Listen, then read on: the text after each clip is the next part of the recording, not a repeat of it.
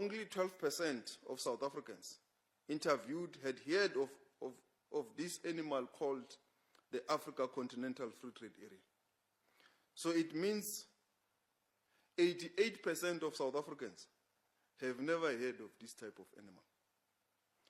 This means that more than 80% of our citizens are not participating in making the Africa Continental Free Trade Area a success. So how will it become a success? This is a question we have to answer as we build on towards our chairship. If awareness of the Continental Free Trade Area is this low, what will the numbers look like if citizens were asked about SADC Vision 2050, the Regional Indicative Strategic Development Plan, and the quest for a common, prosperous future in our region? This will sound to be very distant and sophisticated concepts. Whereas it's supposed to be simple, it must be understood and be known by any man on the streets, like Agenda 2063. This task is even more urgent in light of acts of violence and intimidation that are directed today at migrants from our African continent in South Africa. South Africa is governed by the rule of law and the respect for human rights, and no civilian has the authority to assume the functions of law enforcement agencies.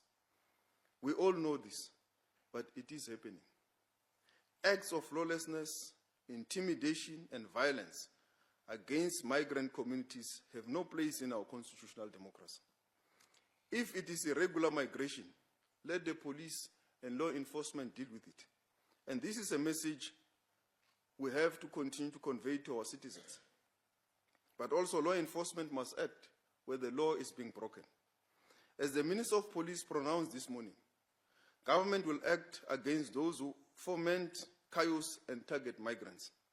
These acts of violence constitute a threat to our constitutional order.